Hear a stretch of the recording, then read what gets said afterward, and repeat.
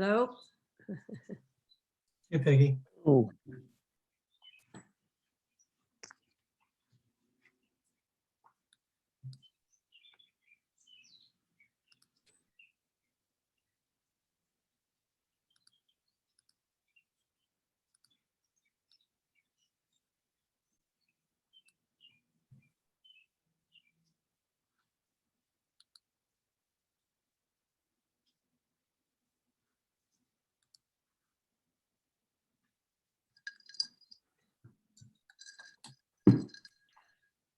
Feeling fine?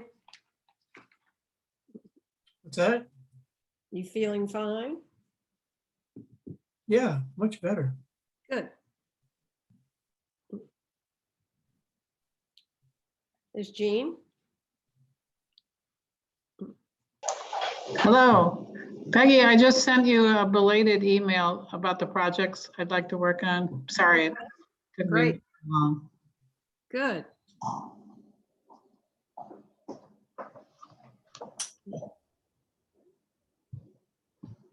I believe we are live or soon to be live. Does Mark have the post oak?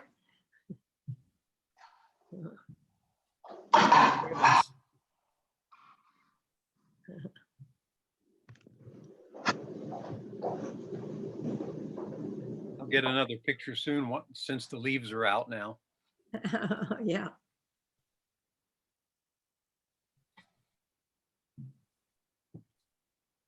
and yes, our stream should now be live. Thanks. There was a wonderful program about forestry on the radio while I was driving. I'll tell you about it.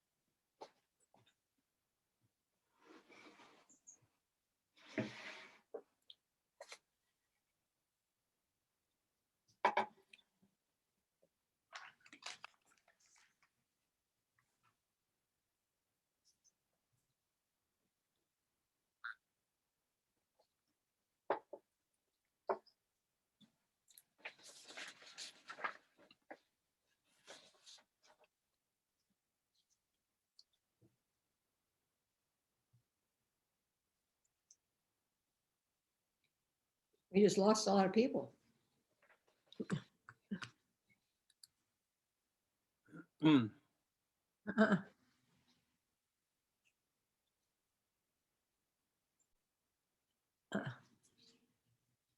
Hope there wasn't lightning downtown. Might have been. Yeah, My don't lights see- flickered here. yeah. I don't see the Charlottesville people in O'Brien.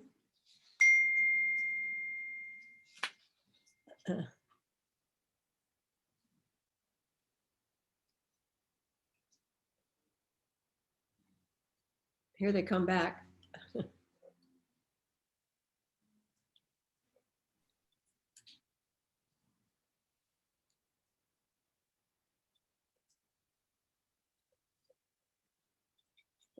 We lost Brian. Jean and Vicky. Who else was? We just lost power in City Hall, so we're on our backup systems now. That's what we thought.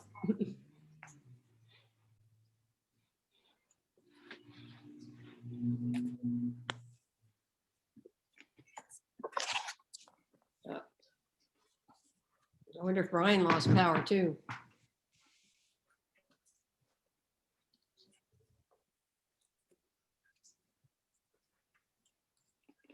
How are you connected?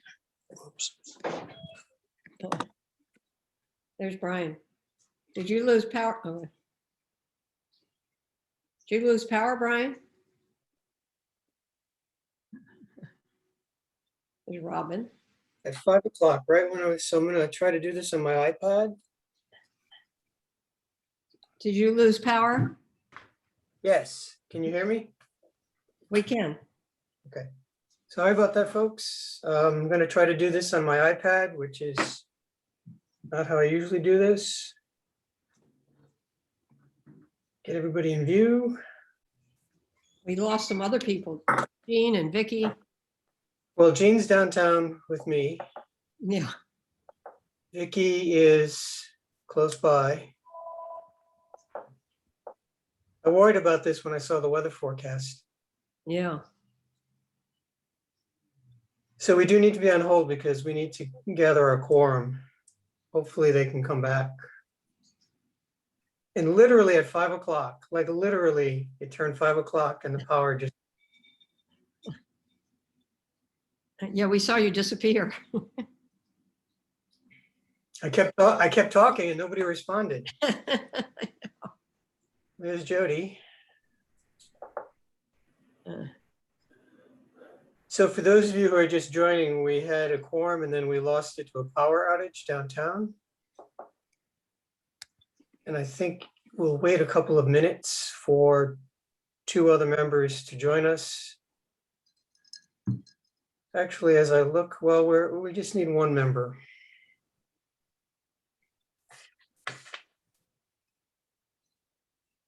Is it storming anywhere else? Anybody? Are you feeling the effects of this storm or not? I think it's passed.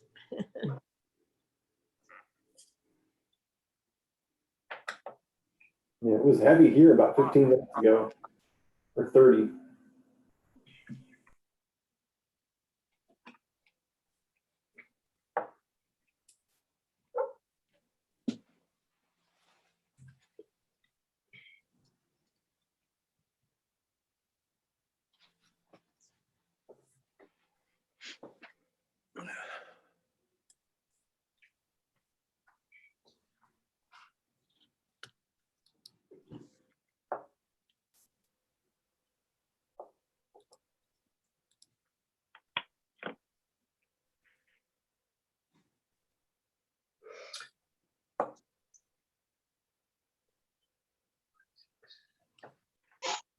Yes, are we waiting? I just now got my audio, because I have power's out at the house and I'm waiting for my internet to come back. So I'm on my phone. Yeah, Mark, this is Brian. A bunch of us downtown lost power. Okay, stay there because you're our quorum. Okay. All right, I'm gonna call the meeting to order. It's the 9th meeting of the Charlottesville Tree Commission virtually, our May meeting. It's the first meeting disrupted by power, but at least there are no reports of trees going down. So hopefully it's just a temporary outage and we'll be joined by 2 other members who were with us before this all happened. There's Jean. So now we're good. We're done. And then there were 2 who sent regrets. So we're almost up to full strength. Okay, so another busy meeting tonight, a lot of good tree stuff. The first thing that we should do is look at the April minutes. I believe everybody has had them since the end of last week. Are there any corrections, additions, et cetera, to the April minutes? Let's see. Peggy? Yeah, Mike, the Maplewood Cemetery Arbor Day was at 12:30. No, it's just a minor change, but I guess we ought to get it right. I think you had it at 2 o'clock. Yeah, we can make that change. Are there anything else on the minutes? Nope. If not, motion to approve. Wait, can you hear me? Whoops. Mark? We Yeah, can hear you. sorry. We can see you. Yeah, I have to get rid of my my phone version somehow.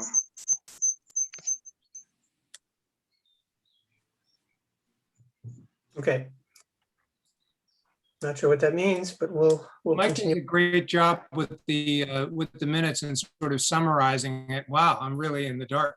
And there was the young woman who came to talk to us about the this program. with hanging sort of plastic flowers off of trees. It was recorded, in a way that we all sort of concurred and thought it was a great idea. But I didn't, when I read the minutes, I didn't think that we'd actually had a conversation about it, because it was all sort of in front of the presenter. And I would like to have an opportunity to do that, or would like the record maybe to show that, that the commission will, what does it mean for us to have sort of said we all, we thought it was a good thing? Does it matter? Is it our recommendation? I mean, it wasn't put to a formal vote, but the group in general seemed very supportive of the project. Okay. Yeah, I'm personally not crazy about it, but I'm fine if everybody else was okay. I just didn't remember there being any conversation about it. I just thought it was a presentation. Well, I think we agreed that we would have some follow-up conversations to see if there are ways in which we could work together. And I do know that Peg reached out and tried to make some connections with the schools so that it might possibly be part of Arbor Day, particularly at Walker. So I think that, I think it could just say, if we wanted to add anything, that there would be further discussion. Yeah. Use your discretion on that. I wanted to register some concern with it, and maybe I can follow up with Peggy so I don't take up the meeting sort of talking about what my concerns are. Okay. Mike, you have that? Yeah, I can put that in there. Okay. So with those corrections, can we vote on them? Yes, I would move to approve. Mark approves, Mark moves. I think I heard Peggy second. All in favor, just say aye. Aye. All right. So minutes are approved with those corrections. There was one other item that I sent out probably early afternoon. Thought that we might discuss, we might actually just vote on at this point, not quite a consent agenda, but I believe Peggy might have some comments, and that's the master tree list. So we'll put that forward to the Arbor Committee report, since that's where that's been living. So we'll come to that in a minute. I did want to update you on a couple of items. One, the tree nominations that were approved a couple of meetings back did finally get, after 2 readings, those 6 nominations were approved under the conservation ordinance by City Council, I believe 2 weeks ago. And obviously one of them was a subject of the Arbor Day ceremony in Maplewood Cemetery, the tree that Mark Z is sitting in front of. And there'll be a little article, it may have already appeared online, but there'll be a little bit about the trees, the 6 trees in Seville Weekly. I spoke to one of the reporters last week who was interested in doing a write-up. So there should be something about that. We also had, and I'll leave this for Peggy to give us more detail on, a little bit of a report. We had some wonderful Arbor Day events last week. I know that some of you were there. Unfortunately, a last-minute conflict event prevented me from being there. I very much regretted that. I've been looking forward to it all year. I do know that there's some things to say about it. I'll leave that to Peggy, but I did want to take this moment at the top of the meeting to thank everybody, Peggy and Mike, our communications department, of course, CATS, especially Robin Haynes, who's with us this evening, the entire CATS organization, the wonderful staff and students at Walker. Peggy sent around the publicity, particularly the video, which is just really wonderful. If you haven't seen, if you haven't read the news articles, please do. I think it was a great community event. It was actually an event that the community put on for the community. It was a great way for us to begin to emerge from a difficult year. And I wasn't there, but I watched from a distance, and I was very proud of the work everybody did. Especially thought the kids were fabulous to see. So thank you to all for that. The last bit before we get into really interesting stuff, all tree stuff, is just that this is the May meeting, and in the May meeting every other year, which seems to be the odd year, we look at the bylaws. I mentioned the bylaws last meeting or the meeting before. So we're not going to do anything with the bylaws tonight. It's just to acknowledge that they're usually on the May agenda.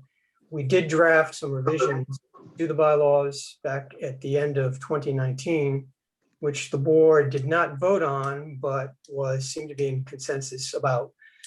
We may have to add one thing into the bylaws to do with electronic meetings. So I'm going to research that. And what I'd like to do, hopefully, is to have the bylaws back before the commission for final approval at next month's meeting. So we can check that off for 2 years. I think the more important thing, as you know, when we discussed it, that's really just governance issues.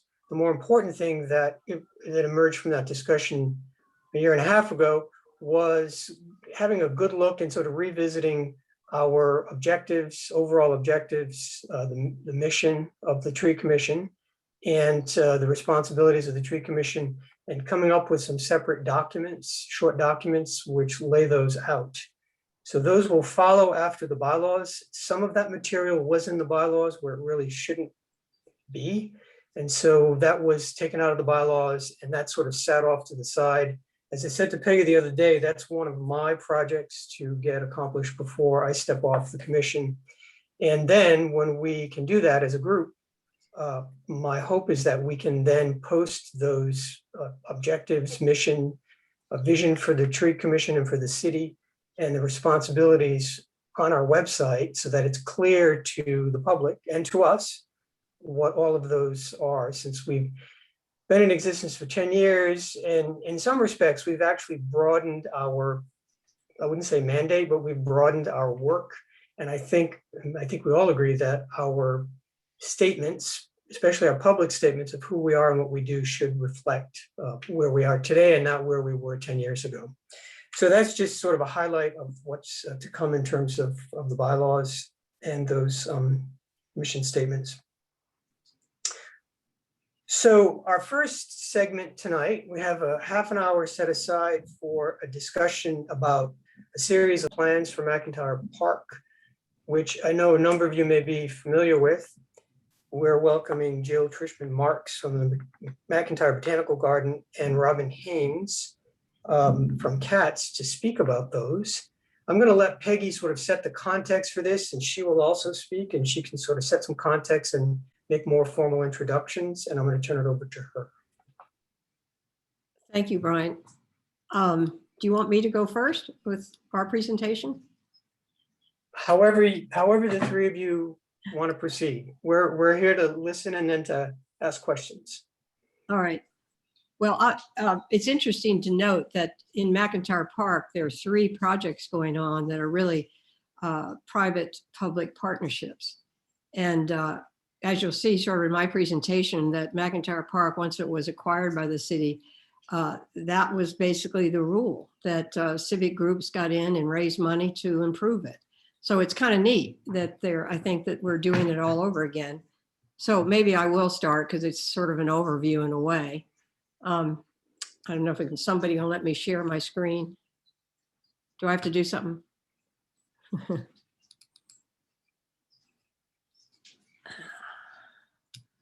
You should be able to share your screen at the moment. Okay. Yes, you should be seeing a green box at the bottom of your screen that says share screen. Yeah. Okay. All right. Let me see if I can get this. Let's see if I can. All right. If I go to, let me just, sorry, all right, there we go. All right, I'll just start off because this is not the first project that was started in McIntyre Park, and I don't mean to step on Jill, McIntyre Botanical Garden, but I think this will give you a little overview. In 2017, a group of private citizens and the Chamber of Commerce started this memorial grove in McIntyre Park, and I'm obviously involved in it. The vision was to create a memorial grove for the Chamber's Community Leadership Awards, which they've been giving since 1975. It also, we wanted to preserve the landmark oak trees on the top of McIntyre Park on the east side. They're wonderful trees. If you haven't been up there, you should go because they're some of the most beautiful trees in the whole city. And the other objective was just to enliven the park, make it a better place for people to go and sit underneath these beautiful trees. Some examples of the past award winners, and one reason that my family got involved because my father-in-law, Mitch Van Yeries, was the first recipient. Mitch was mayor, city council member, and in the General Assembly for 25 years. When he died in 2008, he was called the conscience of the house because he always tried to right wrongs. And when he died, well, he was also an arborist, probably the first and only arborist in the General Assembly. But when he died, they said that he tended trees. Wait a minute, I always forget the quote. He tended trees for a living and people for a lifetime, which was true. Vicky Craw was known as Miss Anonymous. She was a huge philanthropist in the city. She was involved in all kinds of park renovations, but also she started the first public housing, the first Planned Parenthood, and she was involved in Ivy Creek. Drury Brown was, if you knew Drury Brown, you loved Drury Brown. He was a civil rights leader that everyone should know about. If you wanted to get something done in Charlottesville, you go to Drury because he knew everyone. He worked really closely with Mitch to start the first public defender's office. They located the swimming pools in parts of the city in Washington Park and Mead Avenue where people didn't have their old pools or clubs they could go to. Then Jim and Bunny Murray were the first couple. They were strong environmentalists and also worked in social causes.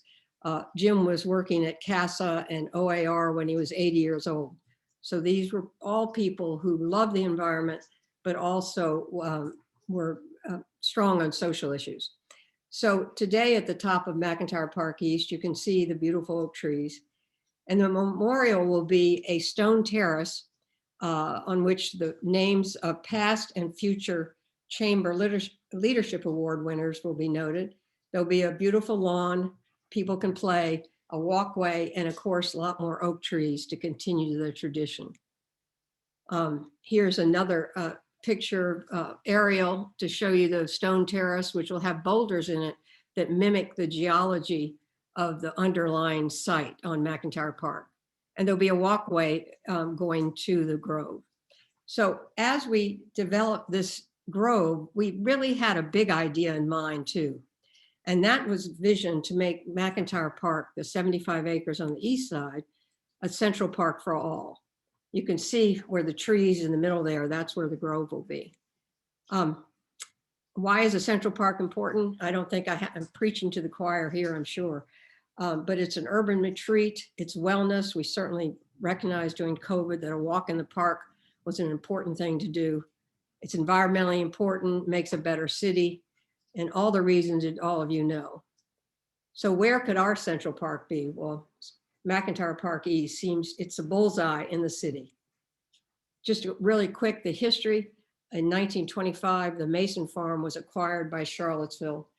In 1930s, as I said, civic groups raised money for the golf course and the wading pool. The wading pool is no longer there, it's a skate park now.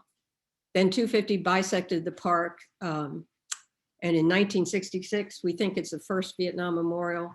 And then the Virginia Department of Historic Resources said that it could be eligible for historic register. Okay. So in 2015, the city did a schematic park plan. And this is the reason I wanted to show you the overall, because of course it'll have the botanical garden up on the north. It'll have over 3 miles of walking trails, 2 children's play areas, picnic shelters, of course, the skate park, and just be a wonderful a rural retreat in an urban city. So this was a drawing from the landscape architects, Mahan Reichel, who did the schematic plan. Then in 2017, the city council added our grove to the schematic park plan. And we're about to build it. It will be finished, we hope, if schedule goes correct, by this fall. So there are lots of other possibilities that could make McIntyre Park this wonderful central park for all. There's a wonderful forest area that parallels the railroad tracks, could have beautiful forest trails. The Botanical Garden is planning a natural, near the Botanical Garden, there's a plan for a natural play area. There'll be all sorts of paths through meadows and forest.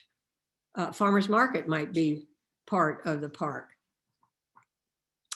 And the stone terrace, just to give you some examples of what the stone terrace in the Grove might look like.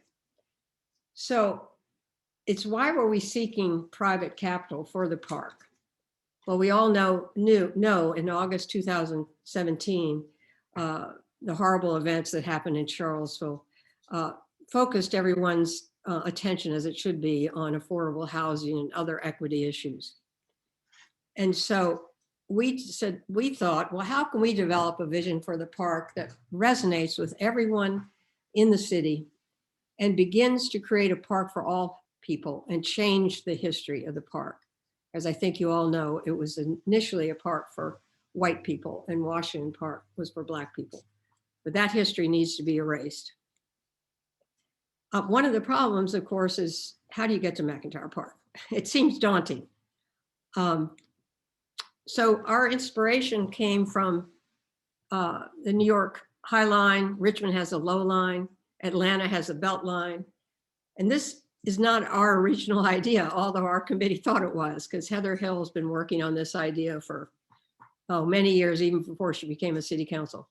But there's an abandoned railroad line that goes from Drury Brown. You remember I talked about him. He has a memorial bridge on West Main Street that honors other people that built bridges. In other words, got people together, rich and poor, Black and white, to help this community. Goes all the way over the 250 bridge, goes past Bodo's, Elmore County Office Building. And this could be a wonderful way to bridge all of our neighborhoods in the city, because it goes from Fifeville to West Haven to downtown, Locust Grove. It's also, you can see McIntyre Park as a bullseye between all the trails. So this would be a wonderful addition to our city. Piedmont Environmental Council is working on this concept right now. They're calling it the Norfolk Southern Greenway, because obviously they hope, I think, that North and Southern gives them the land or gives them to it at a reduced price. But you can see it's, again, if you were at Bodo's getting a sandwich, 15 minutes, you could walk to the park, have your sandwich and walk back to the downtown to go to your office. So it's a really, just as I said, the center of the city, the central park for all. And as we know, like in Atlanta, the Beltline there is just changing neighborhoods, creating green space, more affordable housing, making the city livelier. So the plan is to raise funds, complete the Grove, which we hope will be done this fall, and then to promote the larger vision of the Central Park for All and a bridge line, or whatever it might be called, the urban greenway through the city. So that's kind of the overall picture. And what we hope, of course, is to have a new day for McIntyre Park.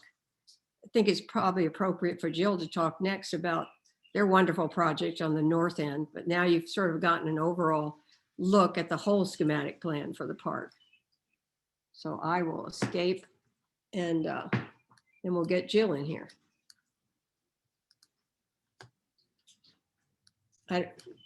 Should we just go on, Brian, and get questions at the end?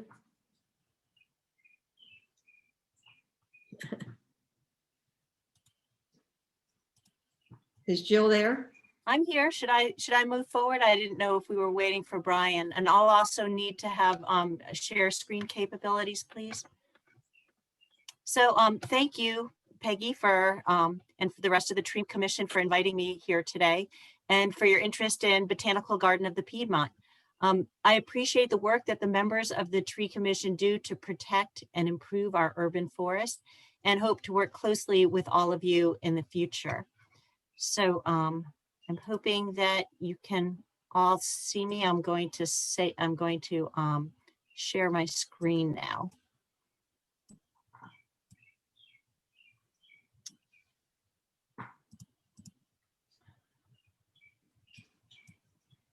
It's not working. give me a thumbs up if you can see my screen. Yes. Awesome. Okay, great.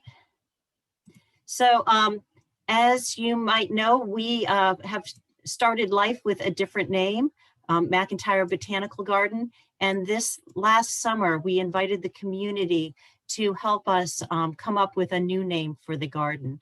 We had over 200 responses and selected Botanical Garden of the Piedmont because it was inclusive, it was precise and concise. It not only identified where the garden is located, but it also talked about the trees and other plants that will be highlighted in this garden. In 2012, the idea of a botanical garden was first visualized on the master plan for McIntyre Park East. And in 2013, the garden became a public-private partnership when the city named us their partner. That the city of Charlottesville has dedicated the land to this project, but that's where the taxpayer burden ends. All of the funds that are needed to design, construct, and maintain the garden will be privately raised, but once it's built, just like any other city park, the botanical garden will be free and accessible to all. The idea of the botanical garden in McIntyre Park East was refined in 2015 with the development of the East McIntyre Park schematic park plan by Mahane Reichel. And this is the drawing that Peggy just showed you with the garden up in the northern corner. This is the mission statement for BGP and the vision that were adopted by the board of directors this year. And we've completed the first of 3 design phases for the garden, our schematic plan, which was based on community feedback. We held these community feedback sessions in a variety of different venues, as well as on a survey on our website. And this is the resulting master plan, which won a national award from the American Society of Landscape Architects. In 2019, they received over 544 entries from projects around the world, of which only 36 won awards. So to just give you an orientation, the road at the bottom of your screen is John Warner Parkway. Melbourne Road goes up the right corner of your screen, and the railroad tracks are at the top of your screen. Now, this plan focuses on enhancing the existing ecosystems and provides gardens for interactive and immersive learning. But the plan also redefines the idea that botanical gardens are only places to discover botany. Instead, this plan creates a place to pull a broad audience, and that adds a distinct social overlay. So we have quieter, more contemplative places that are built into this garden, like in the upper right-hand corner of your screen, we have a redbud grove, and we have woodland trails, and our Pinetum, which is a collection of native conifers. Across the stream over the gas line, we have a meadow, and we have mushroom, fern, and moss gardens, as well as contemplative gardens and healing gardens. We also have active, more communal garden spaces, such as this aquatics garden and wetlands area, the waterfall in the stream, and the canopy walk, which takes people out from the top of the hill out on a platform where they can walk amongst the limbs of the trees. There's a bird blind for viewing the birds when they're nesting or feeding, and a sky viewing platform here. In the center of the garden is our visitor center, and adjacent to it are our most programmed and public garden areas. Our main event green here, as well as the outdoor amphitheater.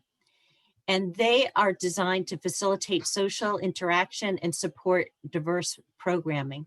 For example, we'll host classes and seasonal celebrations and performances there. But these spaces will also be available for rental for events like weddings and corporate functions, so they'll help to support the garden financially. We don't have a planting plan yet for the garden, but we are committed to using native and site adaptive plants and planting in methods that will support the ecosystem and provide habitat for pollinators, birds, butterflies, etc. So there's lots happening in the garden as we raise the funds to build the future garden. With the help of community grants, business partners, and volunteers, we started stewarding the site a couple of years ago. And many of you may remember that this was the site of the former leaf dump and mulch pile. So the photos that you're looking at are the actual photos of the site after we had removed the garbage, and when we started attacking the invasive plants. So you can see some before and after pictures here. And the removal of the invasive plants, we used the chippings to help create trails, opened up the site, and that allowed us until COVID to offer bird and butterfly and tree identification walks on the site.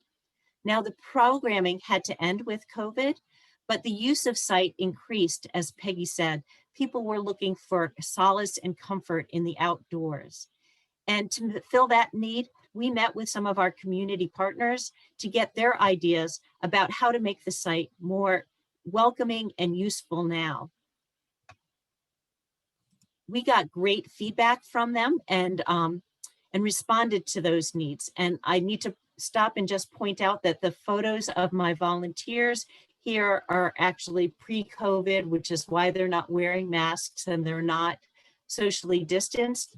But the picture in the upper left corner is actually a picture of what the site looks like now. So we did a lot of work removing invasive plants and opening up the site. We added log benches along trails and created gathering areas to safely accommodate between 4 and 12 people. We started a Garden Guardian volunteer program, which is on the first and third Wednesday mornings of the months between March and December. And that's how we're maintaining the site. So we're looking forward to even more happening in the coming year. There is a bridge that's planned over the stream through McIntyre Park East. This bridge will not only connect the two halves of the garden, but it will attach McIntyre Park East, the south end, to the trails and along the John Warner Parkway. So it will be a great connection for the entire community. For the garden itself, it will allow us access to the 4 acres of the garden site that we have not yet started stewarding. So that will provide us more opportunities to remove invasive plants, to create more trails, and as well as open up the garden for more gathering areas. We continue to invite community feedback about the garden and what its future shall be. If you go to our website, you will find a garden survey that's available in both English and Spanish. The public input regarding their preferences for features and programming in the garden helps to ensure that it will be relevant and welcoming to all. So I invite you to go to our website, piedmontgardens.org, and respond to the survey and share this, the survey with your friends, families, and neighbors, because the more feedback we get, the better this garden will be. On your screen now is the dashboard of the responses that we've gotten to the survey up till May 1st. It was launched on December 7th, 2020, and we've had 369 responses since then. So that's a little bit about who we are and what we aim to build for the community. We're a small local nonprofit organization, actively looking to make friends because we've got big dreams and there's lots to be done to build this garden. So if you have affiliations with other groups interested in learning more about the garden, please feel free to contact me. My email address is info@piedmontgarden.org. And I thank you for this opportunity to share this presentation about the garden with you. Wonderful. Thank you, Jill. And finally, we have a presentation from Robin. And then at that point, I'll open it up to commission for questions, comments, ideas. So thank you. Robin? Hi, everyone. So I don't have visuals for you, I'm afraid. We're pretty much a hands-on project, and I just have notes from over the years.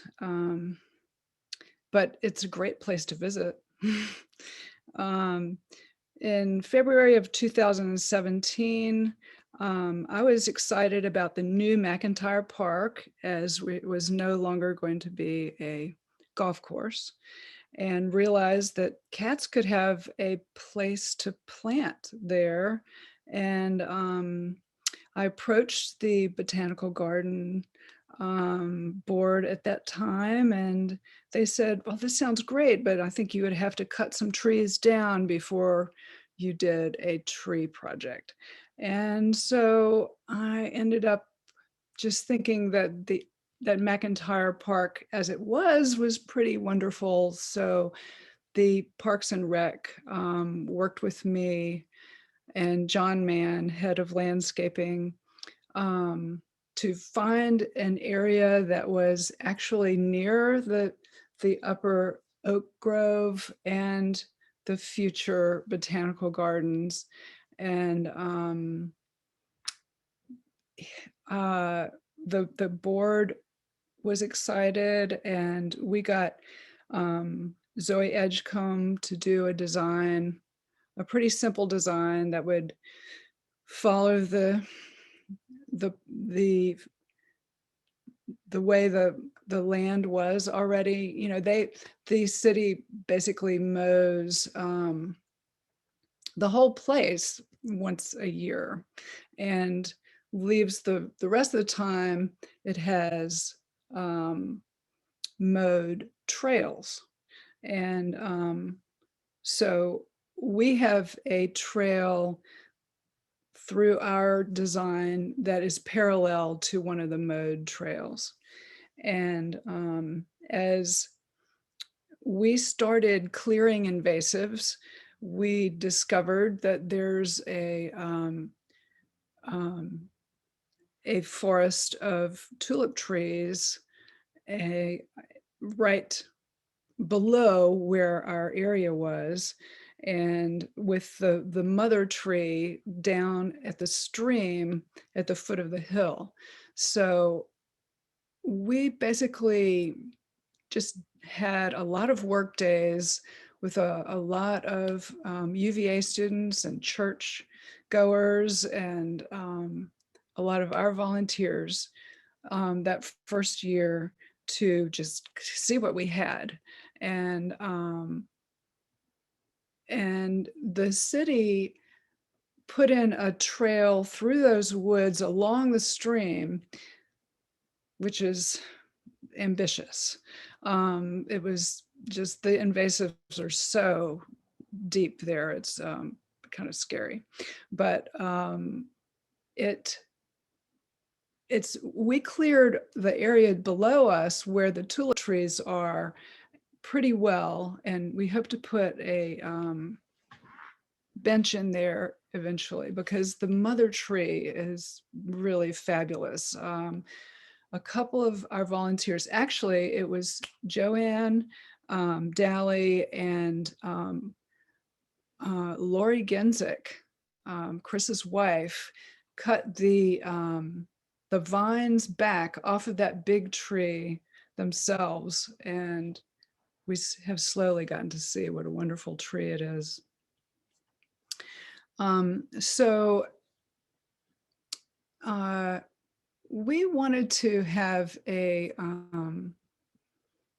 presentation that was pretty fall oriented, and so we chose hickories, which are kind of hard to transplant, but they can be gorgeous in the fall, and a number of other natives that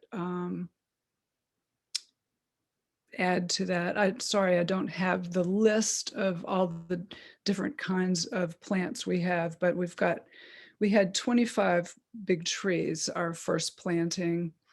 And there are the 3 kinds of hickories, plus we put in little teeny bitter nuts, which are so beautiful down at where Peggy and I live. They're very golden in the fall, and they have survived, and we've had a really good survival rate. It has been quite an adventure. You know, over the years, we've had huge work days and huge plantings. One of the plantings in 2018 was very muddy and kind of icy. And the city's always been great with their help auguring and clearing.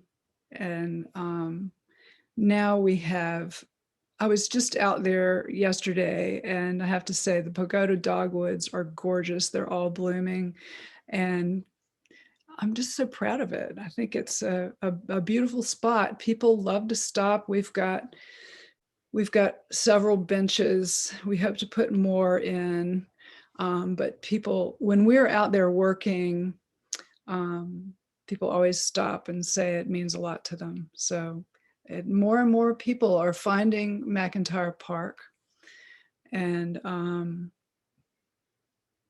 it's a wonderful place.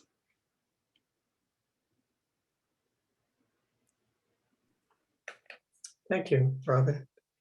It's wonderful and inspiring to hear the way a number of groups are working together and sort of synergistically to reimagine and reinvigorate what's really a wonderful resource and make it accessible as a long-term goal, make it accessible to the entire community. It's about trees, but it's about more than that. And I think that's really wonderful.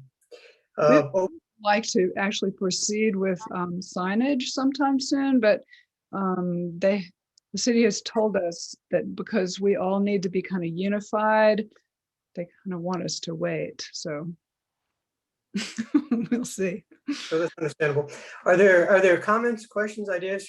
I think if the rest of the commission is like me, I only knew bits and pieces of this, so I'm glad to see it all brought together.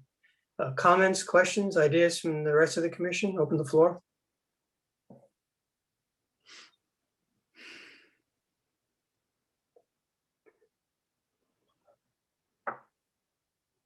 It's an unusually quiet commission today. It's usually a very chatty bunch. Brian, Yes. who has authority over all of that land? I believe the city. Well, I'm going to turn to Mike. That'd be the Parks Department, but there's also utilities that run through there as well. But the Parks Department maintains that area. So all 3 of these presentations basically come to the Parks Department to get permission to do various things? That's correct. But as you saw, a lot of it was a council decision for the park master plan.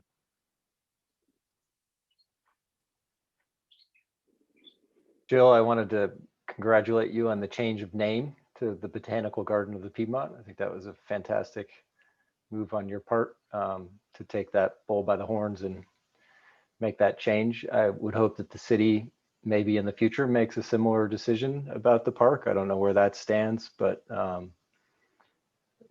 as we have done with other parks, a renaming seems like it's in, it should be in conversation here at some point. Gotten a really great response from the community. So thank you.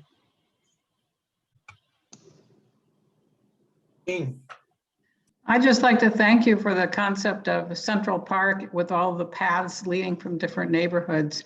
I think that's just a fantastic idea. And unfortunately, it's only going to be 15 minutes for me. So personally, I'm really looking forward to that. Yeah, as I said, the whole urban greenway, I think, is a fantastic idea going right through the middle of the city. It's not going to be inexpensive. As I said, Piedmont Environmental Council is really leading the charge in dealing with Norfolk Southern right now. But it's going to take a lot of resources, I'm afraid, to purchase it and build it. But I think it's a wonderful idea. There should be some more infrastructure monies in the future coming from various sources, right? There you go.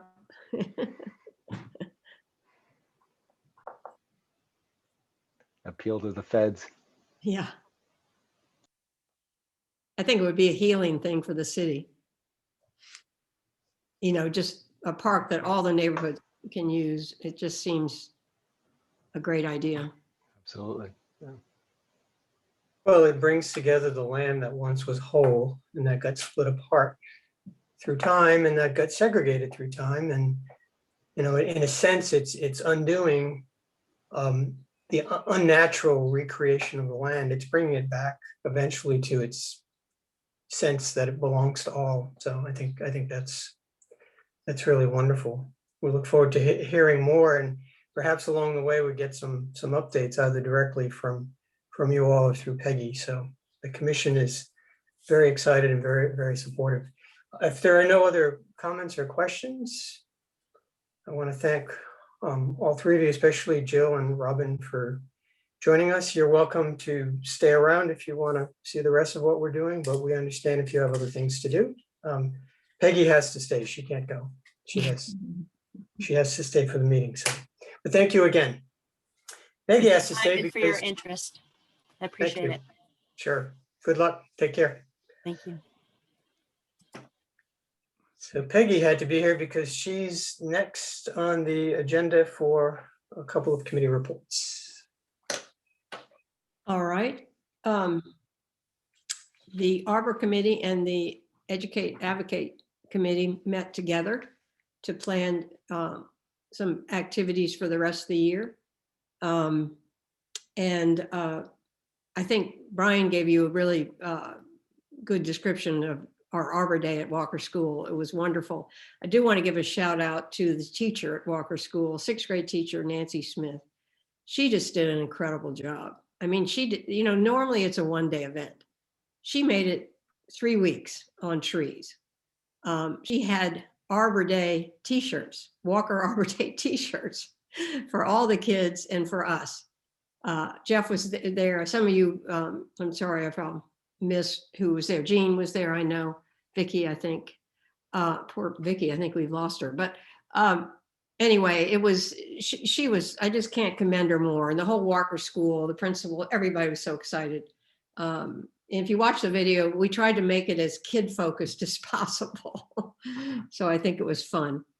Anyway, some of the things that are coming up fairly soon. In June, one of the Arbor Day Committee's responsibilities is to review Mike Rodain's work plan for the year.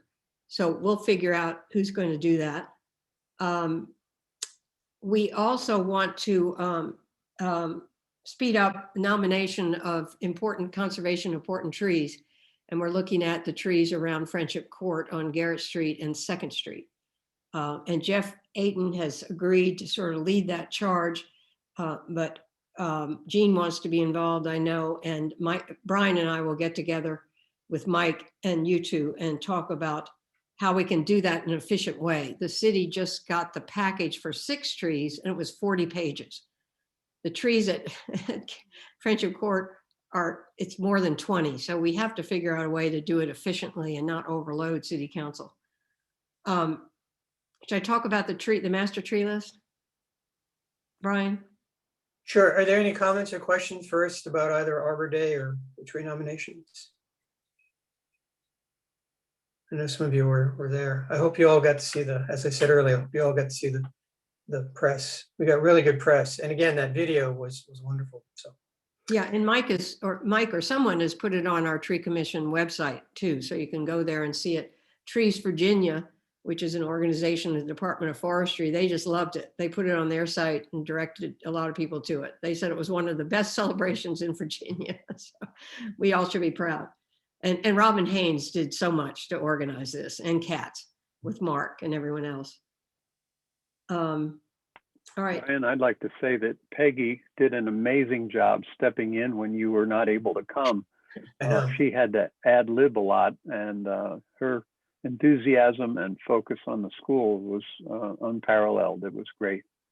Oh, I wanted to say that too. I thank you, Mark, for raising that. I loved your 3 things. You were very much a mother, a grandmother, and a teacher, telling those students 3 things you're going to take home. You know, and I thought they got the better end of the deal because I would have probably bored them with something. So, but seriously, Peggy really did step in. She got a text from me early in the morning. So I want to thank you, Peggy. Yeah. I am a mother and a grandmother and a teacher. So there you go. I know. That's why I said I that. wanted them to remember 3 things that the value of trees when they went home to tell their parents. That's how we're going to get older people to like trees through their kids. Let's see. Should I talk about the tree list? So let me just set the context, because when I sent it out to you today, I tried to explain in the email to all the commission that at least old members, perhaps not the new members, were around when we approved this. We've gone through several iterations. It was revised. The bulk of the work was done by Paul Jose, who's obviously stepped off the commission. And then I sent it back in March began to send it to the Planning Commission. And NDC asked if we could wait a minute and have it reviewed by Jeff Warner, who's I forget his title now, preservation planner. Anyway, he did that, and Paul and Jeff worked on it. They came up with I shouldn't say worked on it. Paul responded to Jeff and he came up with some edits. Those edits were sent to you today. It didn't require you to review the entire packet, but just to know that some changes have been made, to know what those changes are, and so we could vote on it again. Subsequently, Peggy and Paul had an exchange, so I'm going to turn it to Peggy for that.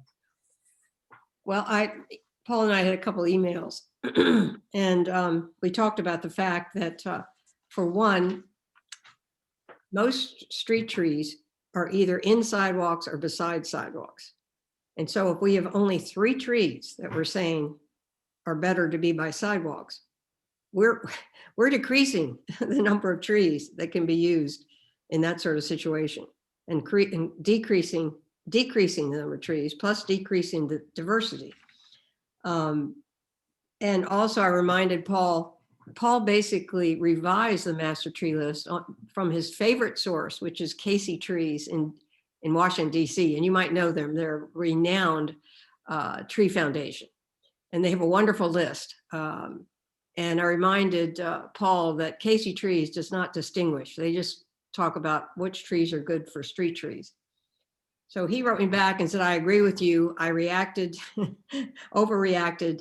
I'd like to take back my comments and leave and not add the comments about to them, good for sidewalks, because we would insinuate that only 3 trees are good. And yet we have many, we're recommending many street trees. So Paul and I would suggest that we don't add that comment. So since I'm working from my iPad, I don't have it in front of me.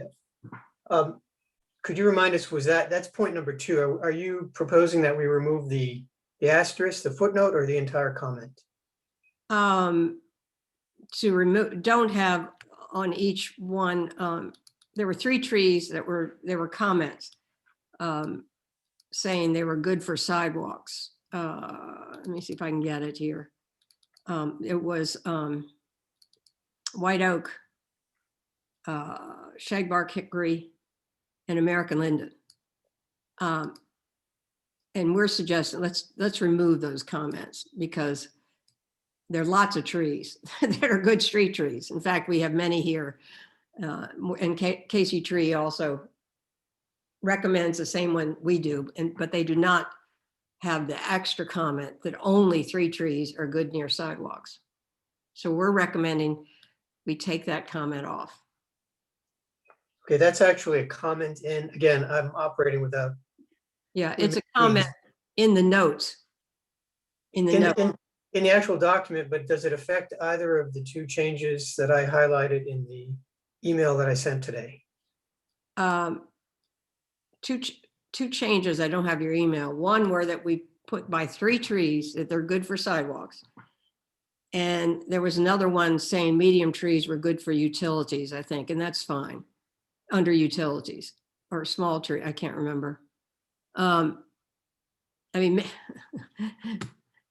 maybe instead of deciding now, we should talk with Paul again, go back and revise it and do it again in June. I think it's getting kind of confusing right now.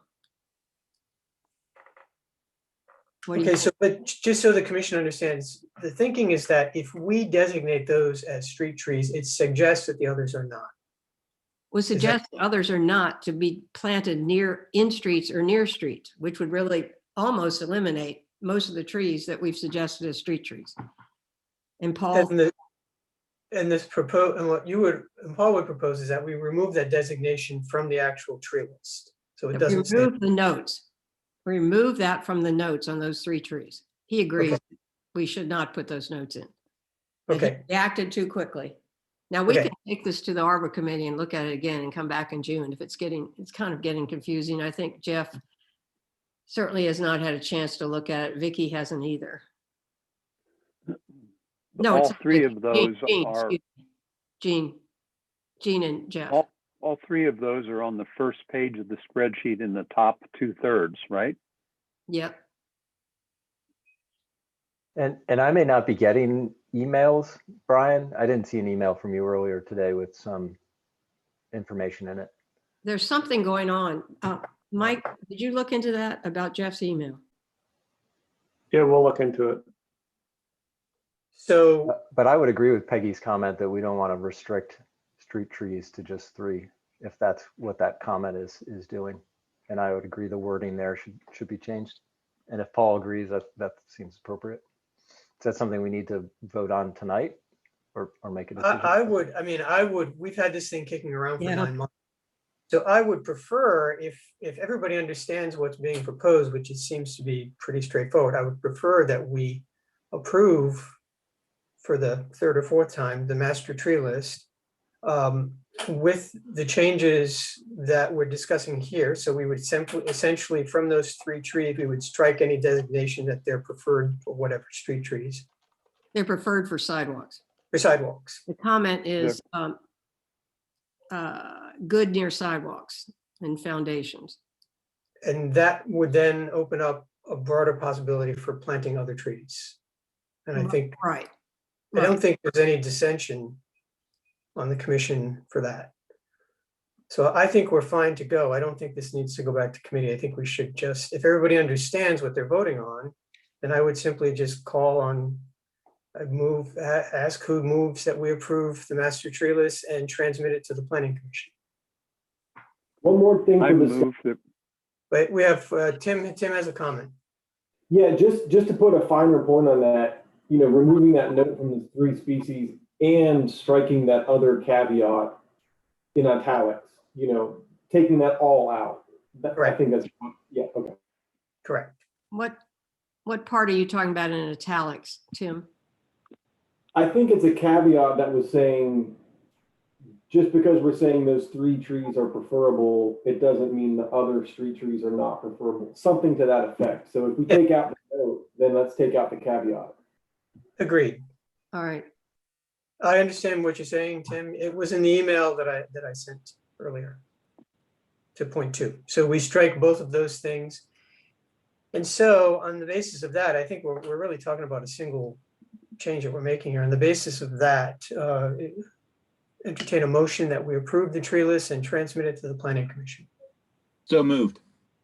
Jody moves. A second. I second, Mark. Mark Zollenhofer seconds. All in favor? Aye. Yes. Aye. It's approved. I will send Jeff the master tree list for him to look at, but did everybody else get it today? Jean, are you getting the emails? So this is definitely. I didn't get it. I'm sorry, who's that? This is Vicky. My internet went out, so I'm listening on the phone, but I didn't get the tree list today. Okay, there is something poisoning the tree list, I apologize to you. We've been going through this since forever. I don't understand there's a group list called treecommission.gov, which is supposed to contain the emails of all.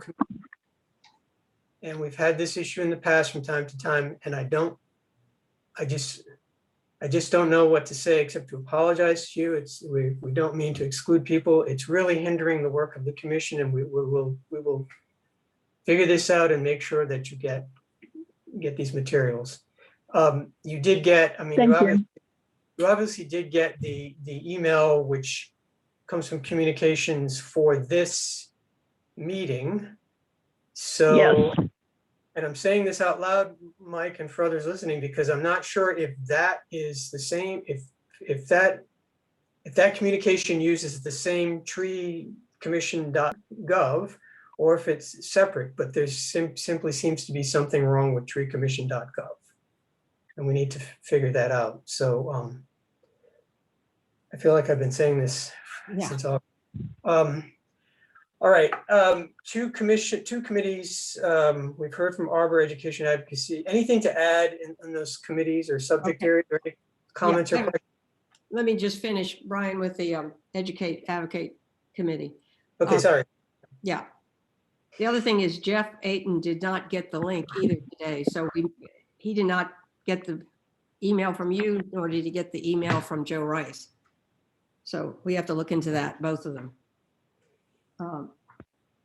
Let's see. So on the Educate and Advocate Committee, we're still looking to start this project in planting in low canopy neighborhoods. It's the Nature Conservancy that we have been applying, talking with about getting a grant. They said we could use their name. I hope that means that they're going to give us some money, show us some money. So we're still looking forward to that. I think something else that we're going to work with the Arbor Committee on nominating these trees. Mike had asked, how do we want to, well, Jody had brought up the issue that we should have a link on our website to the nominated trees. So Mike had made the question of what do we actually want to say about them? How do we want to link them? So I think it's something our committee needs to look into. I think there are other links that ought to be on our Tree Commission website, such as the nomination page, the nomination form, the tree ordinance. Right now, if you search for the Charleston Tree Commission, you still get 2 different pages. We thought we had solved that, but that is still an issue. So I think that our committee, we need to kind of work on the website and make it more relevant and see if we can get rid of the old one. So I think those are the projects we're working on in the near future. Brian. Okay, thanks, Peggy. Any questions? Comments about that? I'm going to turn it I think it's just a brief update. Tim, I know for the codes and practices in terms of where we are. Yeah, thanks, Brian. You're correct. It's a very thin update this month. The committee did not meet last month. Other than, coordinating with NDS and preparing for that part of our meeting agenda last month. You all may recall we're kind of eager to get some guidance on the nature and the format of the code rewrite. Broadly speaking, whether we should be providing very surgical comments about, text amendments to specific provisions, or if we should be preparing for more of like a total repeal and replace the ordinance with something more new and comprehensively, a comprehensive change. So the next Seville Plans Together Steering Committee meeting will be 2 weeks from tomorrow on May 19th. So I'm hoping to hear more about, kind of the ramping up or the escalation of this code rewrite, although the meeting materials provided so far relate more to the future land use plan and the comprehensive plan, which is kind of the remaining step before the focus on the code audit and the code rewrite. So it probably makes sense for us to try to meet as a committee between now and the 19th and just, circle the wagons and get clear on what our recommendations are if that comes up during the 19th. However, it may be the next meeting. Okay, good. Sounds like a plan. Thanks. Lots of irons in the fire. All the committees have a lot of work to do. So we will go to, as is our tradition, since we moved to virtual, we're a little bit behind in terms of taking time for Mike, but we can always add time at the end. So I'm going to turn it to Mike. We have actually really probably two things that are sort of the bulk of the report. And the last two are sort of more quick updates. So I'm going to turn it to Mike, who sent out the Emerald Ash Borer plan. Now, I'm not sure at this point who has received that. And if you have not received that and did not receive that email, then perhaps Mike can get it into your hands now as we begin. So. Okay. I'll just start by just sort of recapping for some of the newer members. The emerald ash borer problem that we've been dealing with in Charlottesville. Emerald ash borer is an invasive insect from Siberia, and it will be killing all of our untreated ash trees in Charlottesville. It seems like it's come through other parts of Virginia, like Northern Virginia, and now we're really just starting to deal with all the dead ash trees that we're finding in Charlottesville. So we have 31 of our best trees are treated preventatively for emerald ash borer, and we hope to retain those trees and their benefits. But the past 2 years, along with the tree commission, we've asked city council for additional funding to help address dead and dying ash trees as a result of emerald ash borer. Our trees, like the rest of Virginia, are 1 to 2% ash, but we have some parks that have much higher concentrations of ash where the impacts are going to be very noticeable. So I had put together our best estimate for what we would need for the next 5 years to deal with the dead and dying ash trees. We based it off of the cost of how much we've spent on the average ash tree removal since fiscal year 2017. These numbers, they're absolutely defendable. And we went ahead and added also what we would need the next 5 years to continue treating our 31 trees that we are trying to retain. And so the Emerald Ash Borer plan also outlines a couple different scenarios, 3 different scenarios of funding, regular funding, an additional $50,000 for emerald ash borer removal trees, and another $100,000. Just sort of what would be a priority, how that money would be used. Something that if somebody calls and they say, why aren't you cutting down my ash tree? Why aren't you dealing with this ash tree? We need to explain, in a thoughtful, systematic way that, this is why we're dealing with these trees first, because they're higher priority and they're higher risk to the public. And it also briefly outlines how we will deal with woody debris disposal. And then trees that are low risk that aren't really posing an issue, will remain in natural areas.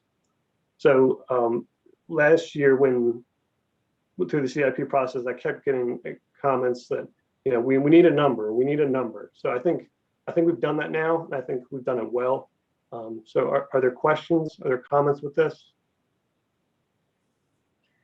So I guess my first question would be, so when we go for CIP funding in the next round, are we presenting this entire, is the idea we present this entire 5-year plan?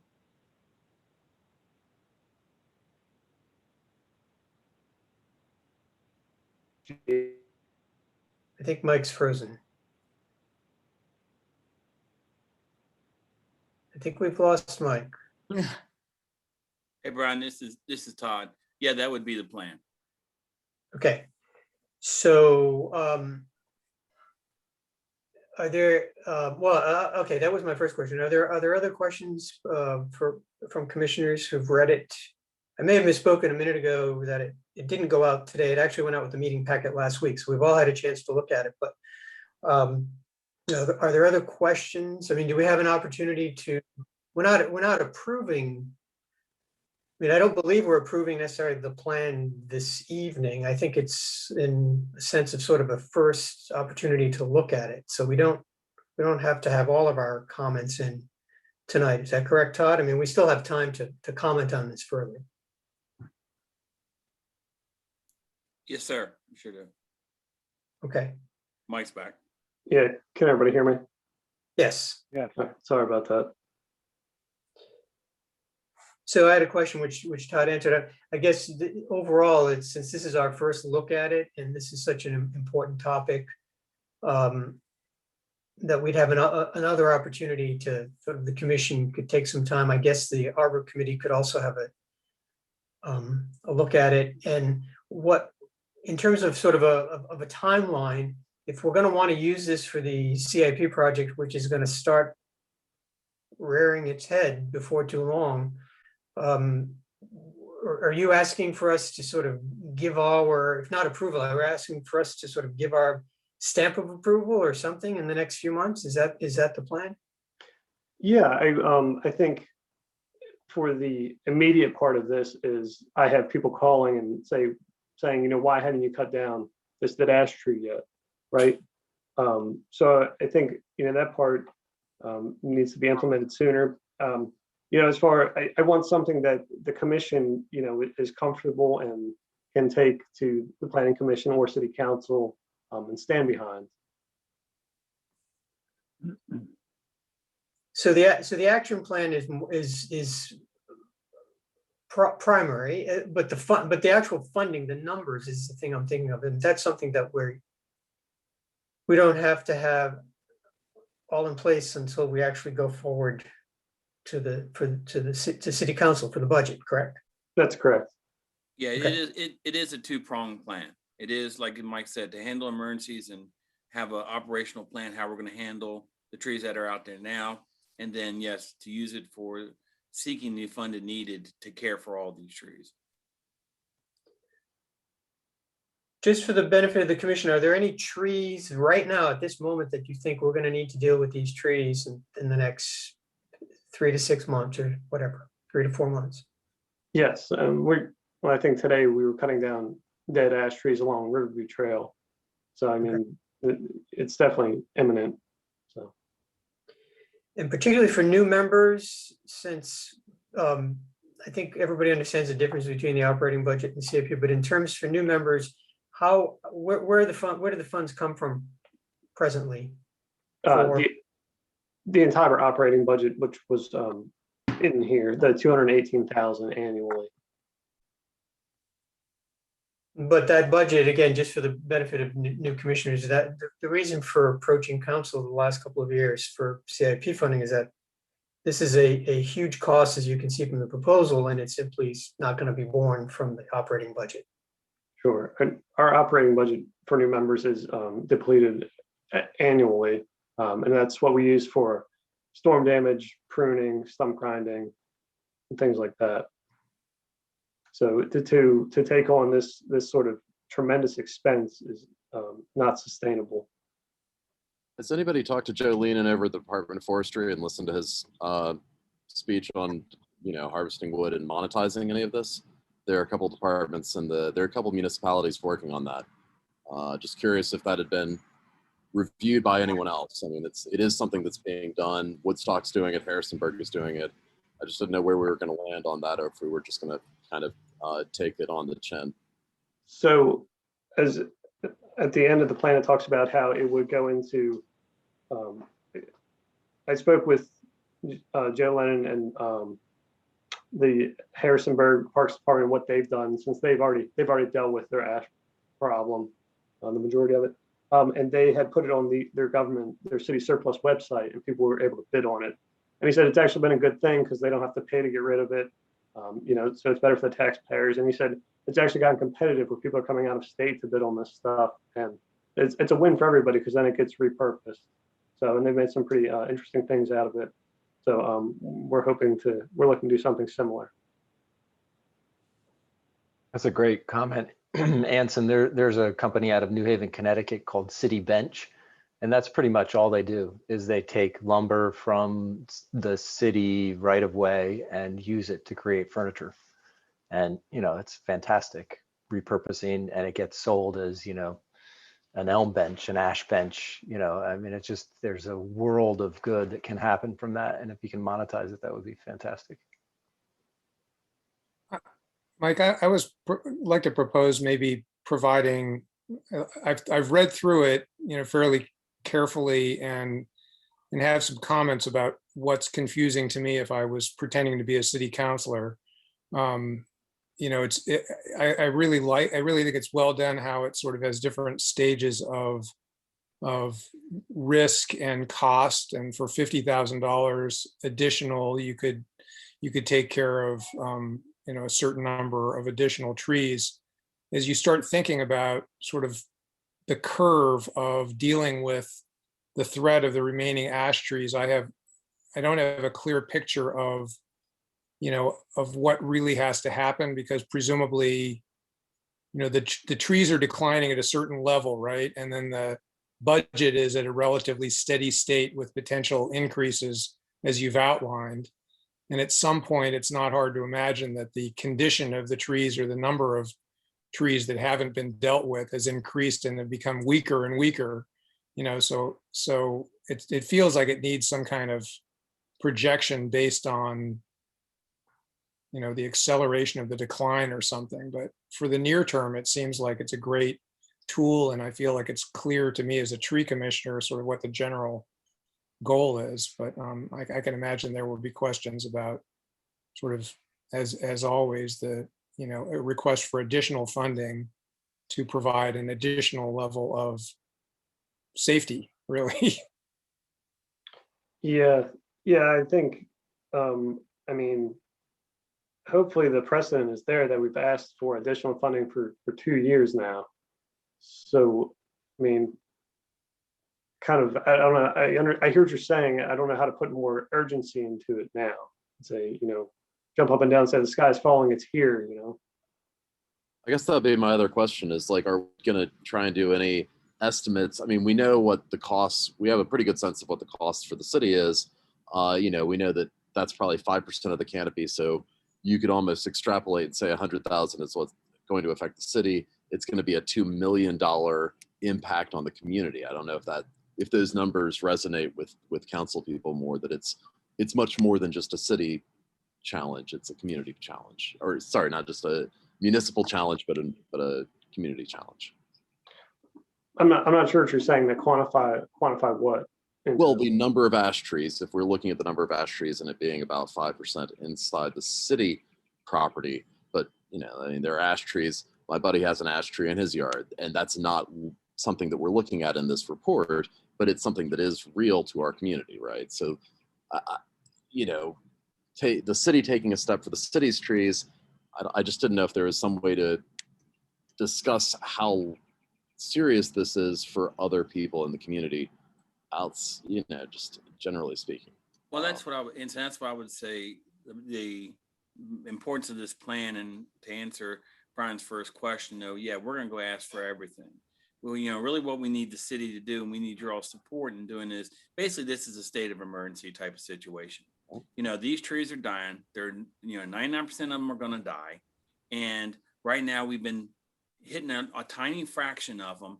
As for every one we're doing, there's 10 more that need to be done and 10 more that died. So we're chasing a moving target that eventually is going to stop. And eventually we are going to have to catch up to it. So at some point you're going to have to bite the bullet. You might as well do it now because that safety factor. Every day we put it off, they get more brittle. They're, falling on the streets and all those type of things. So, I think that's where Mike and I are, that we've been taking care of the emergencies and stuff like that. In the next 2-3 years, it's just going to get worse and worse and worse. We need to get some serious support to Absolutely. No, I wonder if we could also leverage, if you're going to go to GovDeals or some surplus auction house, if we could open that up to the public and say, hey, look, if you cut down your trees, we could try to offset. I know that's a big question. I know that's a heavy lift politically, but it would be something where you could try to incentivize the public to deal with their issues as well. But I think we have to stay on topic with the city's own trees and the city's responsibility for removing them at a certain rate before we go into private property. It really should be private property owners' responsibility to call someone and have their trees taken care of. You know, but I think the tree commission really has to support this report and this strategy. And Todd put into words just now what I was trying to articulate, that there is there's an increasing level of urgency, and it's almost like it's a sort of legal and insurance question wrapped up in this somehow. And maybe through the city attorney's office or, insurance carrier that can bring some more urgency to it. I'm trying to think of how to make it more plain, but your point, Todd, that for every one you cut down, there are 10 more that are dying, are going to need to be cut down, has to somehow be brought home to council to, maybe a very different shape of allocating, more money up front, because the risk is higher 5 years from now by far than what it would be if you took care of them now. It's like anything else that's like that. It's like medical. I see a couple of hands up. I just so we don't lose track of this train of thought.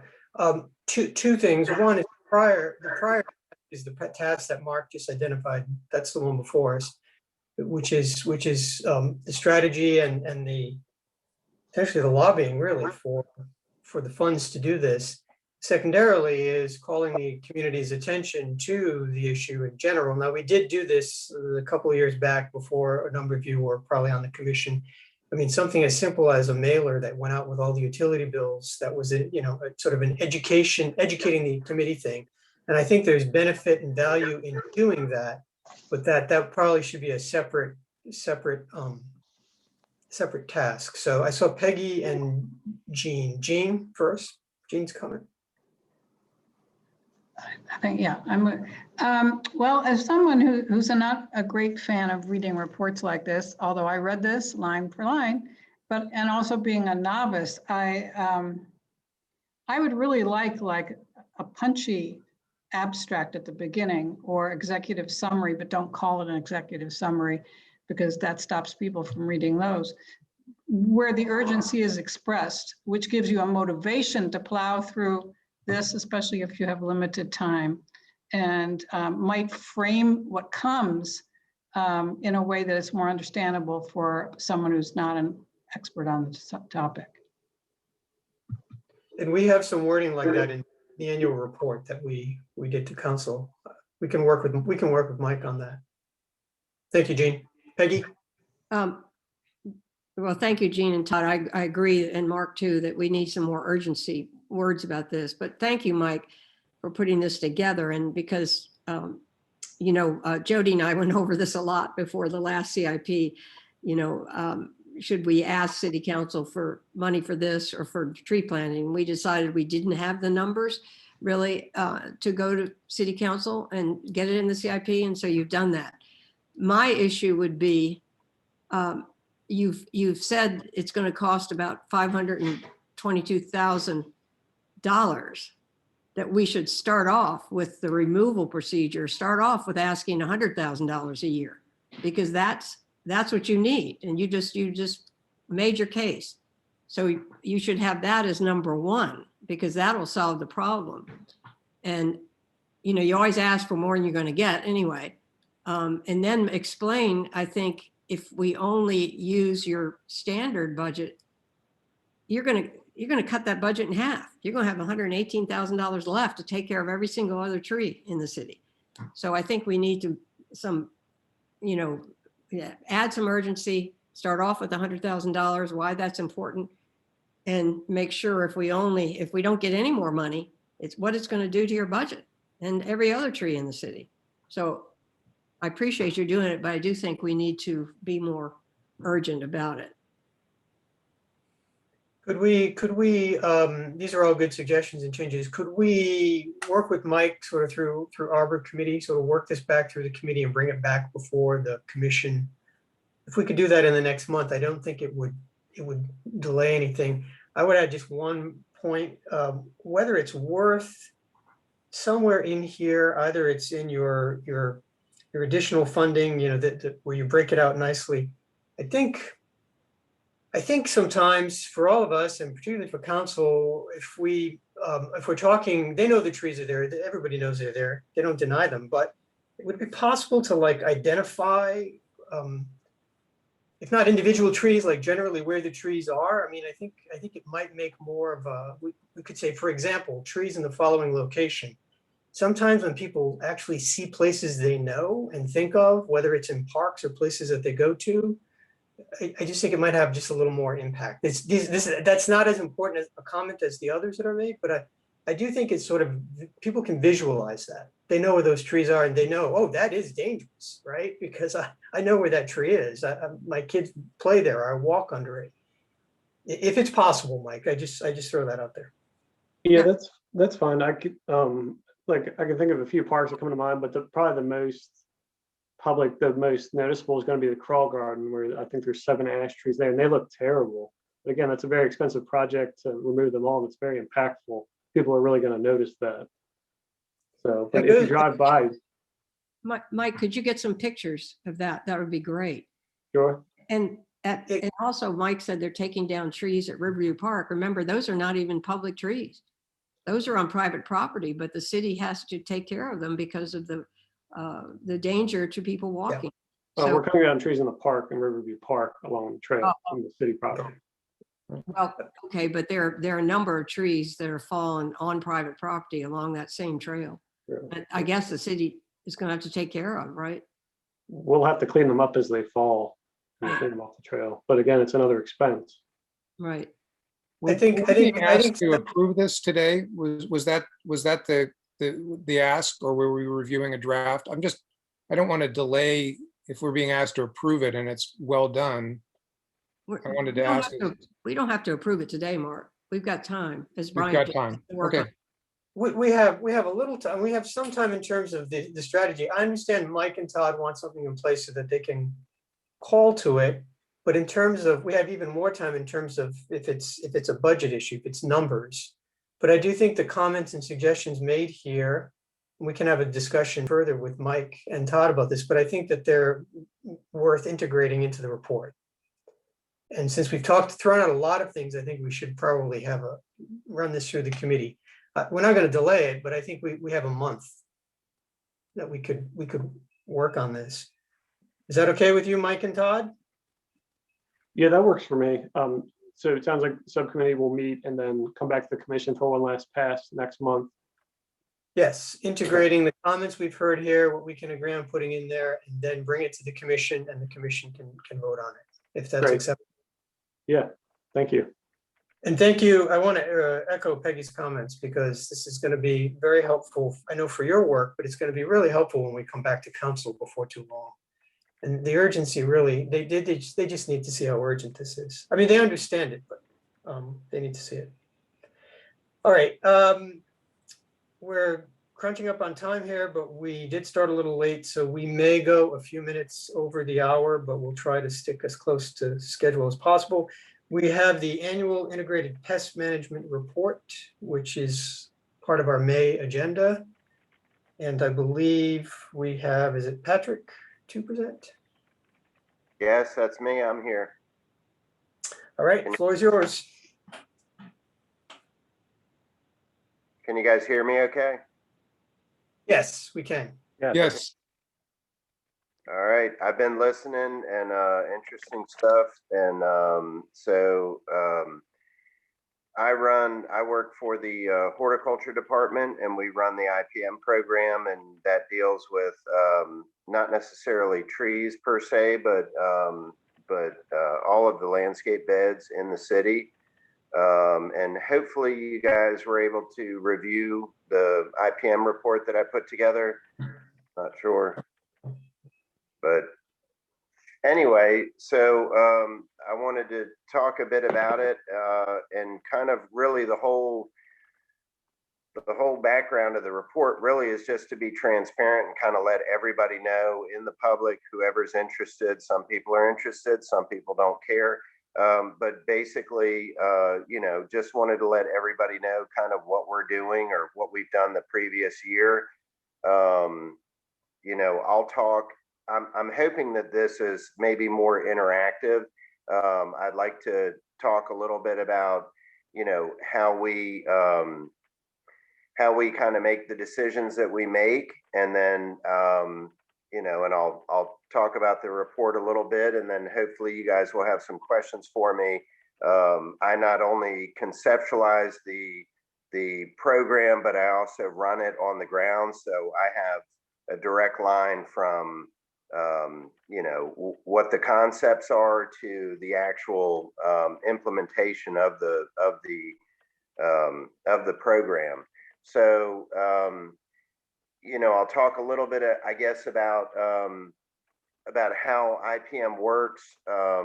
And like I said, hopefully you've been able to review the report a bit, but the whole thing with IPM is really setting action thresholds. This is kind of the first thing. It's what's important. What do we need to take care of? What can we kind of let go? And so, like, for example, if you've got poison ivy growing up the handrail of some stairs over at an elementary school, obviously that needs immediate action. That's crossed the threshold. We need to deal with that. But there may be some areas where they're off in the distance. People don't see them. People don't travel through them. We may be able to let those areas go a little bit longer before we have any kind of interaction with it. When I say interaction, I mean, and IPM is not just spraying chemicals. That's actually the last step in the process. That's when your threshold has been crossed. That's when you've realized that there's no other way to mitigate this problem and you have to deal with it. So you turn to the chemical alternative. There's other methods of control that you can use. There's cultural methods where we do mulching to hold down the weeds. We water, and we do. I think really for me, and this is kind of conceptually my thing here, is that the landscape has to be looked at as an entire system. It has to be looked at as the whole life cycle, everything that goes on, from the little nematodes down in the soil to, the plant itself. You have to maintain and take care of those things. And that really, by taking care of the soil, you've bettered the quality of the plant. The better quality of the plant has more disease resistance, more pest resistance. And so it's kind of, you have to kind of step back from it and think about it in a sense that this is really establishing, an environmentally sustainable practice that goes on in all landscapes. And that is what promotes healthier plants. That's what promotes resistance to pests. So, you set your action thresholds, you monitor and identify the pests. If I note that there's leaf miners in the boxwoods, I know that they're not going to be like the emerald ash borer. They're not going to be a complete detriment to it this year. We may be able to try some cultural methods, mulching, doing some things like that to kind of alleviate the issue. If that doesn't work, it ends up coming to a point where we have to deal with it chemically, and that's. But I want kind of everyone to realize that that's like that's our last resort. We really do run the gamut from looking at it as an issue. Is it something that we need to deal with? Do we need to go to this chemical, point at this point? And so I bring this up because I'm realizing now that we have a lot of boxwoods in the city. There's a lot of leaf miners in the boxwoods in the city. They haven't been treated for over 2 years. And this has been due to extraneous factors, and the last year obviously presented problems for everything. You couldn't find toilet paper at the grocery store. So we've had some issues. you know, as far as that goes, but now they've crossed the threshold and it's time to treat. So, you know, I basically want to put this out there that we really do our due diligence in monitoring, you know, setting these thresholds, trying other prevention methods that we can hopefully quell the problem. And then ultimately it comes to chemical control. If you've had the opportunity, you know, to read this, I basically outline that, and I say that 2020 really was kind of a year that's going to be different from any other year. We had the virus, we had our priorities shifted from IPM to, you know, just basically maintaining the needs of the parks and the whole park system in and of itself. And everyone kind of had to jump in and do other things that they weren't used to doing, you know, and that was just a timing thing, you know, with the virus and whatnot. It actually, you know, it actually intersected with a point where I'll tell you some history. When I first started, we had the Sierra Club, everybody, there was a big push for no chemicals. And so a lot of what's happened over the years has been, you know, kind of a conversation with that as, look, I hate them. I don't want to mix chemicals. I don't want to spray them. I don't want, you know, but we are also charged with taking care of a lot of areas that are either high traffic, they're right of way. We have areas where it's not, you can't hand weed them. You just can't. There's cars riding by at high rates of speed, and it becomes a safety issue for the employees and the general public in and of itself. But what I am absolutely very proud of is that we've eliminated glyphosate from the program. This was a big hot button topic a couple years ago. Everyone's seen the Roundup lawsuits and all these sort of things. So I made a conscious decision to say, let's eliminate glyphosate from the program. Let's try other things, you know, and I would rather be able to tell somebody, hey, it's not Roundup, we don't use it. Because a lot of people ask us when we're out in the field doing what we do, you know, hey, what are you spraying? They're instantly, you know, taken back by it. And a lot of people are alleviated by the fact that it's not glyphosate. Now, if you ask me personally, I would love to have that in the arsenal as one of the things to, you know, to mitigate some of these problems that we have. But as servants of the public, I feel like we also have to respond to the public in a certain manner that basically says, hey, look, we care, we hear you. We've eliminated that from our program. So that was a major thing to eliminate from the program. It really was. It was a good weapon in our arsenal, and it bought us a lot of time as well. And when you think now on, you know, the lack of labor force that we have and that sort of thing, I'm not going to lie, I kind of miss it. but nonetheless, we've eliminated it, and I'm very proud of that. I think it's been probably it was unthinkable years ago that we could do that. So we've done it, and it's worked out. And I haven't had a plethora of complaints that really, you know, make me want to push for that coming back.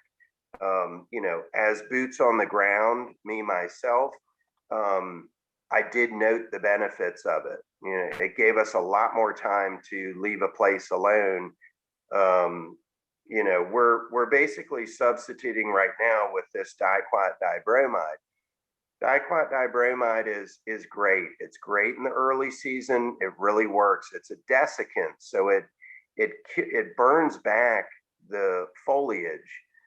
However, it's not a systemic, so the roots still persist, and eventually, a couple weeks later, the plant comes back, the undesirable plant.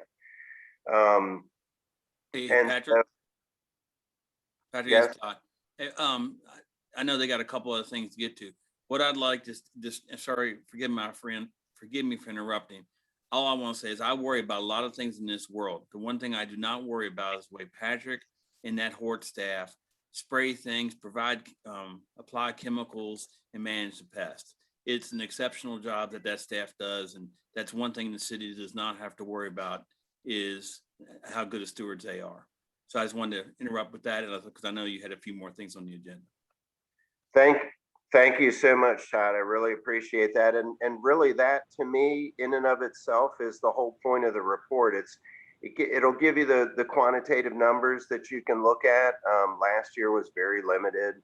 But what Todd just said is basically that, you know, I think about this stuff all the time. You know, we would rather not spray if we can not spray. So, you know, we've set in place factors to try to eliminate things that bother people. And, you know, our intention is only for the best, for the public, for our employees, for everybody.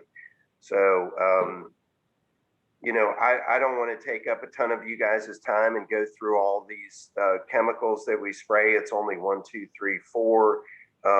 But, you know, maybe it'd be best if I just open the floor. You guys have a unique opportunity to speak with somebody who's designed the program and who is also implementing the program. So if you guys have any questions for me, you know, I'm all ears and happy to answer anything. And, you know, I'll turn it over to you guys. I'd love to entertain any questions you may have. Well, Patrick, I want to thank you for the report. I really appreciated it. It was very detailed. I was particularly interested in seeing future trends. There's some really interesting stuff there. We do have a couple of minutes because we did start late. So are there any questions or comments from members of the commission? Well, I had a chance to read it. I see Jean's hand up. Yes, Jean? Is there any chance, instead of using polymer water crystals, is to replace the plants, or at least do so gradually, to more drought tolerant plants that don't require those? Absolutely. I agree. I agree with you 100%. We are currently using drought tolerant plants. The issue is that these plants are in the planters on the downtown mall and also in pots, and the wind affects plants differently when they're in pots. Those pots are cast iron black in the sun, and they receive a lot of heat. They dry out very quickly. So you know, to your point, yes, that's absolutely been considered. We're using lantana. Lantana is a very drought tolerant. You know, with that's always in our minds when we pick you know, the plants. But to have them come out very lush and really kind of meet the expectations of the pedestrians on the mall, and also kind of answer the question of, hey, where are we going to get the staff to do this? You know, we need to water these. And so we're trying to be creative and thinking of things that maybe alleviate some of the labor force and, you know, basically maybe cut us down from 2 days of watering a week to 1 day a week, you know. But I mean, you could put cactus down in there and you know, those pots are going to dry out when the heat gets on them. So, but very good point. We have been thinking about that. We do try to choose drought tolerant plants. So thank you. Anson, one last question. Yeah, great. Well, yeah, great work, Patrick. Really interesting stuff. I was wondering if you'd had any feedback or opportunity to talk to any of the schools? Or, you know, I know getting volunteers can sometimes be more work than help, but I was curious if you'd ever had any outreach with local school systems, you know, UVA, high schools, anything like that, to participate in any of the work you do, if anything like that would be interesting or helpful. No, I mean, I talk to the city school people regularly. We've done a number of things in past years. I tried to get, you know, when we were taking our baby steps to get out of the glyphosate thing, you know, I said, let's eliminate it from elementary schools. Let's start there. You know, let's see how it works. Let's kind of monitor it. And, you know, if that works, maybe we can expand it. And so we have, but no, as far as getting volunteers like to water the plants or something, I think there's probably legal issues with the city where they can't drive a vehicle, or, you know, there's going to be that there's probably some form of a legal, you know, blockade on that where we're not able to, you know, have somebody drive a a water truck or what have you down there on the mall. So no, I haven't explored that fully. I'd be interested in talking with you if you have some ideas, and we can kick them around and maybe come up with some. I'm always open to new thought, anything we can do to improve anything. I'm always wide open to it. So thank you. That just seems like a really cool, I mean, I'm learning stuff, so I figure there might be other people who are feel like they could learn something from you. Anyhow, yeah, I'll shoot you an email, man. Thank you. I'll look forward to it. Well, Patrick, thank you very much for your report and for informing the commission. We look forward to, and for your work. Hopefully 2021 will be a more normal year for you and for the rest of us, so you can get back to your work, and we'll look forward to hearing from you again. Thank you. Thank you. Absolutely. Thank you so much. And you guys feel free to email me with any questions you may have or any follow-up stuff. My email is hagenp@charlottesville.gov. So maybe I'll send it to Mike and he can send it to you guys if you guys have any further questions or concerns or anything like that. I'm always wide open to that. Always want to hear from everybody, because, you know, it's a community effort here. Great. Thanks. Take care. Mike, I think the next thing is just filling us in on what your final decision was on the canopy study. Sure. So if you recall, we had looked at a few different options. We wanted to get the most recent aerial imagery we could find. There's an issue with the scale, and things we would not be comparing apples to past canopy studies. I was waiting to hear back from other people to see if there's some imagery that was the correct scale locally, already available, more recent than 2018. I've not heard back. I'm prepared to move forward with 2018 aerial NAIP aerial imagery. So as long as if that works for everybody, I'd like to move forward with that in the interest of time, since we've been waiting for this canopy study for, seems like a long time. I think that's the consensus of the commission. I don't hear any objections. Okay. I think we should do that. So you just keep us updated. I think I may have asked a question at the last meeting sort of on this timetable. Are we going to have this information for the annual report later in the year? I'm hopeful. I think it's going to be up to the contractor, but they just have to get the imaging and run the analysis. So it'll be subject to their workloads, but I'm hopeful. Okay. Keep us posted. I will. On the last item under the agenda, really that actually falls to me. I didn't have a chance, it was a crazy month, to put some time into the mall tree study RFP. But Jeff Pacelli and I have communicated about going through that draft and working with you. So that will be put forward to next month's meeting, and hopefully have a more complete draft for the commission to review. As far as I will ask Paul, once we get it into next stage, I will ask Paul to look at it since he has more tree expertise than Jeff and I do. So there'll be some outside input on that as well. So the commission will see that hopefully in June, our meeting on June 1st. We're through the agenda. We're a little running a little late, but we do allow time for general public comment. I know that Jeremy's probably observing that, or Anson. I don't know if we have anybody in the public that is raising their hand. We have one attendee at the moment. If you would like to speak, you can click the raise hand icon in your Zoom webinar, or press *9 if you're joining us from telephone, which I don't think you are.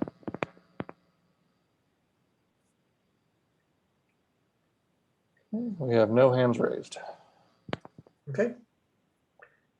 So we're at 7 minutes till 7, so we're now a little bit ahead of time.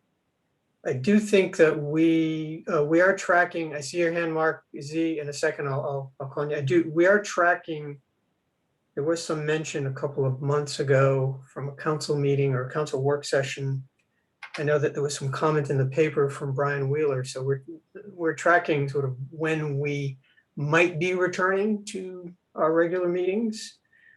I assume that could be before the end of the year, but that's something that we're paying attention to.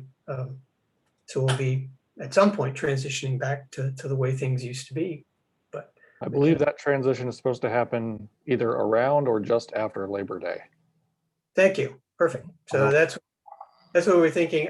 So we've got at least a couple more gatherings together like this virtually.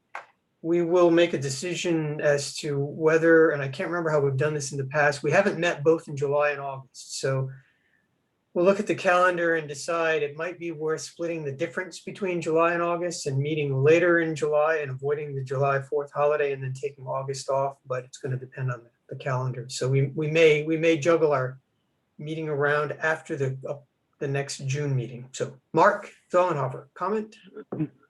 Thanks. The CATS board met yesterday, and one of the members of the board had a question, probably for Mike, and I didn't know the answer, and I said I'd ask. But somebody noticed that on the Riverview Trail, there are some trees with some red dots, and they wanted to know what the red dots on those trees meant. Sure. Yeah, we had, I went down the Riverview Trail, starting Riverview Park, and I marked the ash trees that are dead and dying with a red dot that are, when they do die, they're going to be hanging over the trail. So they're taking priority to be removed.